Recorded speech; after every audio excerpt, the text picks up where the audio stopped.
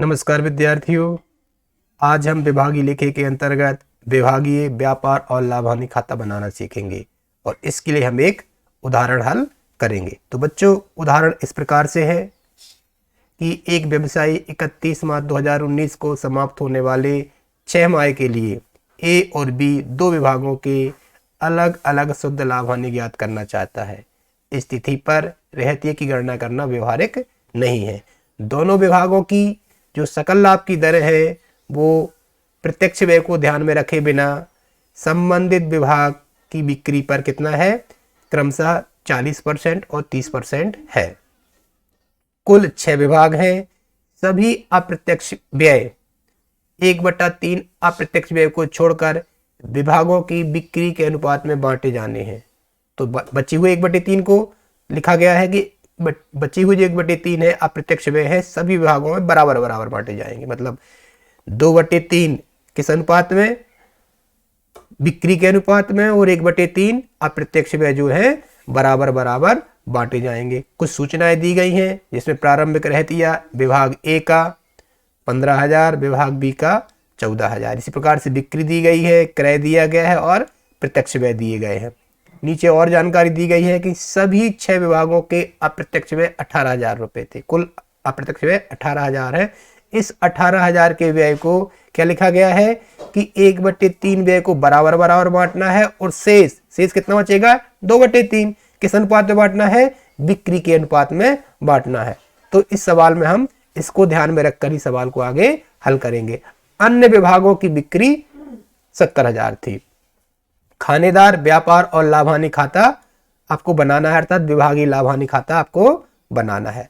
अंतिम स्कंद के अनुमानित मूल्य पर प्रत्येक विभाग के लिए 10% रहतिया संचय बनाना है। क्यों बनाना है? क्योंकि यहाँ पर लिखा है कि रहतिये का मूल्यांकन व्यवहारिक नहीं है, तो उन्होंने कह दिया कि भाई आप संचय बना लीजिएगा, तो हम बना लेंगे। ठीक है, तो सवाल शुरू करते हैं।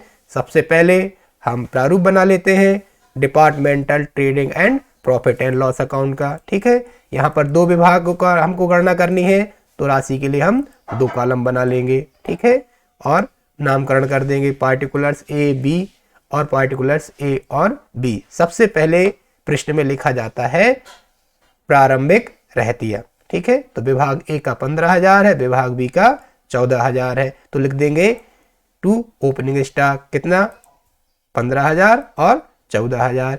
इसके बाद क्या लिखी गई है, बिक्री, तो बिक्री को लिख देंगे बाय सेल्स अकाउंट 70,000 और 60,000।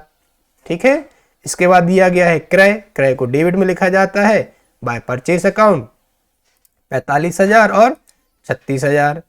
इसके बाद क्या लिखे हैं, प्रत्यक्ष व्यय, प्रत्यक्ष व्यय डेबिट में लिखे जाएंगे, तो डेबिट लिख देंगे। टू डायरेक्ट एक्सपेंसेस कितने हैं, 9,000 के और 14,000 के, ये लिख दिए हमने। ठीक है, इसके बाद क्लोजिंग स्टॉक लिखा जाता है क्रेडिट साइड। ठीक है, तो क्लोजिंग स्टॉक तो दिया नहीं गया है, तो क्लोजिंग स्टॉक की आपको क्या करनी पड़ेगी, गणना करनी पड़ेगी। तो गणना कर लेते हैं, क्लोजिंग स्टॉक की गणना करेंगे।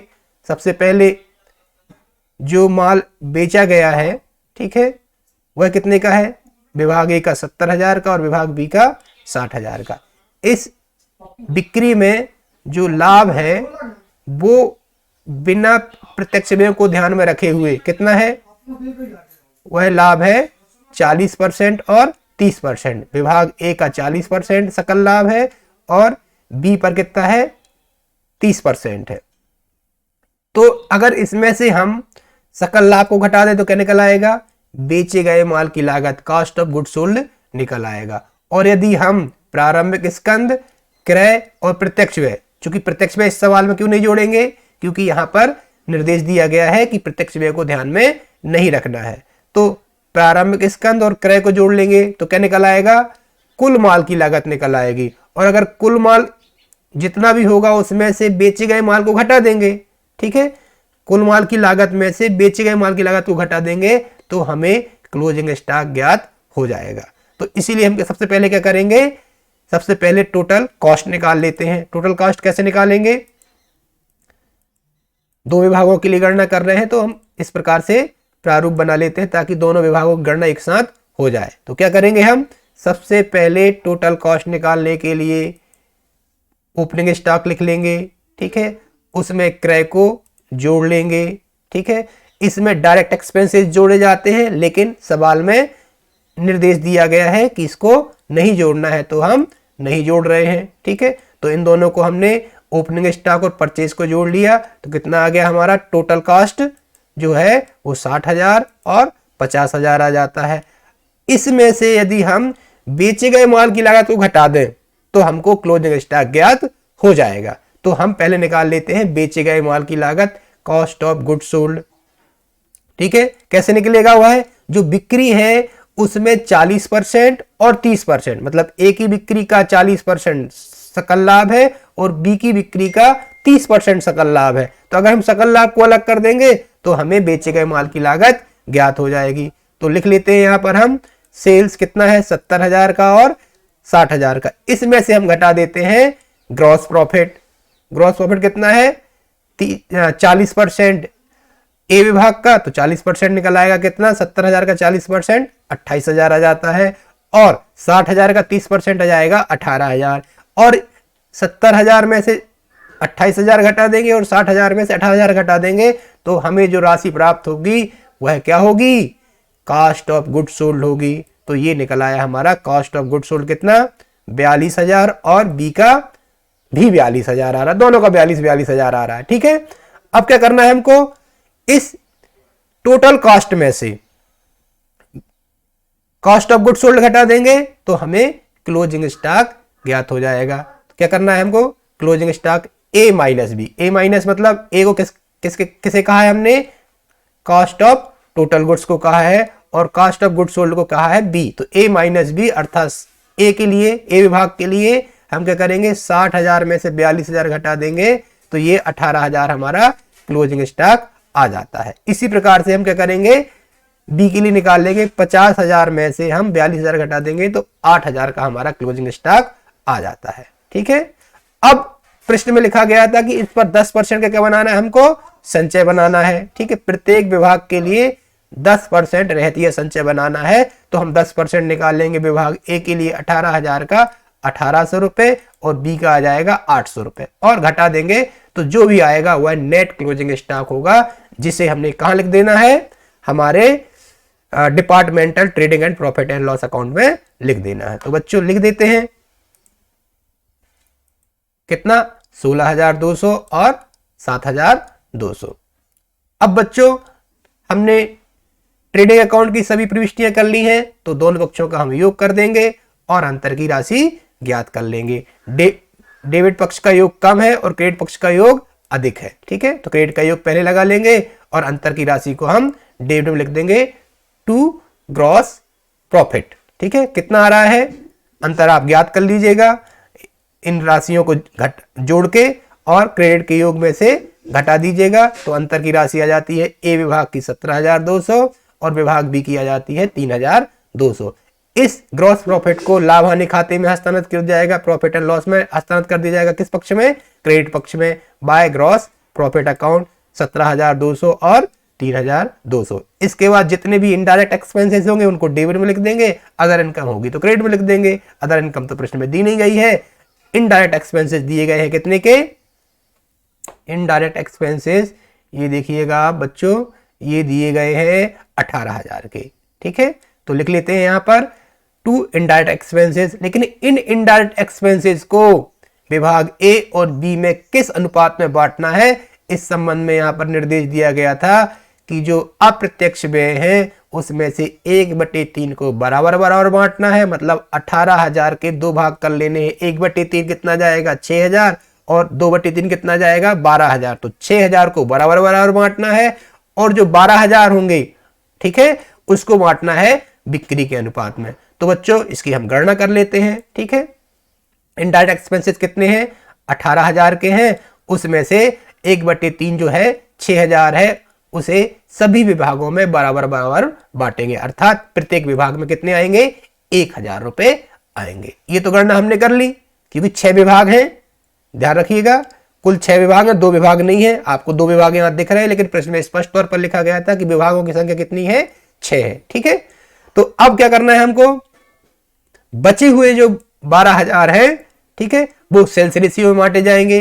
तो हमको सेल्स रेशियो पता होना चाहिए। सेल्स कितनी हुई है 70,000 की ए विभाग की और बी की कितनी हुई है 60,000 की। और अन्य विभागों की बिक्री भी दी गई है। अन्य 4 विभाग जो हैं उनकी बिक्री है 70,000। तो इनके अनुपात निकाल लेंगे और उसी अनुपात में हम इस 12,000 का बंटवारा कर देंगे। तो निकाल लेते हैं, पहले अनुपात की गणना कर लेते हैं। ठीक है, विभाग ए, बी और अदर विभाग। तो ठीक है, ए की बिक्री कितनी है 70,000, बी की है 60,000 और अन्य की भी 70,000 की बिक्री हुई है। इसको हम अनुपात में बदल लेंगे तो दिख रहा है आपको, इसका अनुपात आ जाएगा 7:6 और 7। इस 7:6 अर्थात 7, 6 और 7 हो जाते हैं 20। ठीक है, मतलब 7/20 किसके दी जाएगा, विभाग ए को, 6/20 विभाग बी को और 7/20 अन्य विभागों में चला जाएगा। ठीक है, भारित किया जाएगा। तो निकाल लेते हैं 12,000 गुणा 7/20, ये निकल आएगा 7,200। आप कैलकुलेट कर लीजिएगा, बहुत ही आसान है। 12,000 गुणा 7 और डिवाइडेड बाय क्या कर देंगे आप, 20 कर देंगे, तो आ जाएगा 4200। इसी प्रकार से बी का निकाल लिया और अन्य विभागों का निकाल लिया। अन्य विभागों के तो हम खाते बना नहीं रहे, हम तो ए और बी की राशि को कहां लिख देंगे, वहां पर जाके लिख देंगे। लेकिन अभी ध्यान रखिएगा, यहां पर 1,000 रुपए और आए थे, तो 1,000 इनको और जोड़ लेंगे तो ए विभाग की और बी विभाग की जो है जो कुल व्यय इनडायरेक्ट एक्सपेंसेस जो उनको भारित होने हैं वो निकल आएंगे। तो निकाल लेते हैं विभाग ए और बी। ठीक है, तो जो इक्वली बटे हैं वह कितने कितने आए हैं, 1,000 रुपए आए हैं, और जो सेल्स रेशियो में बटे हैं वो कितने कितने आए हैं, 4200 और 3600। इनको जोड़ कर देंगे तो 5200 और 4600। इन्हें कहां लिख दिया जाएगा, आपके प्रॉफिट एंड लॉस अकाउंट में लिखा जाएगा। तो लिख देते हैं प्रॉफिट एंड लॉस अकाउंट में कितना, 5200 और 4600। अब बच्चों हमने सभी मदों का लेखा कर लिया है, अब हमें दोनों पक्षों का योग लगा देना है। तो देखिएगा, ए विभाग का क्रेडिट का योग अधिक है तो हमने क्रेडिट का योग लगा दिया, तो अंतर की राशि को डेबिट में लिख दिया जाएगा। और विभाग बी का डेबिट का योग अधिक है तो अंतर की राशि को क्रेडिट में लिख दिया जाएगा। तो लिख देते हैं, पहले विभाग ए का क्या आ रहा है, नेट प्रॉफिट 12,000 रुपए।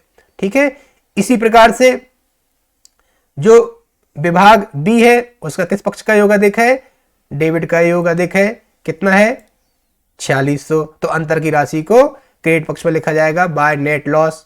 ठीक है, कितना जाएगा, अंतर की राशि ज्ञात कर लेते हैं, ये आ जाता है 1400 रुपए। इस प्रकार से दोनों पक्षों का योग बराबर आ जाता है। तो विद्यार्थियों, हमने departmental trading and profit and loss account बनाना सीख लिया है। खास क्या था इसमें यह था कि क्लोजिंग स्टॉक नहीं दिया गया था, तो हमने क्लोजिंग स्टॉक की गणना कर ली।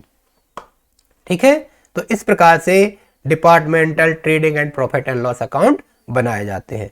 आशा है विद्यार्थियों आपको यह सवाल समझ में आया होगा, और अगर आपको इस सवाल में या इससे विभागीय लेखे संबंधित सवालों में कोई प्रॉब्लम है या कोई बात समझ में नहीं आ रही है तो आप कमेंट करके पूछ सकते हैं। धन्यवाद।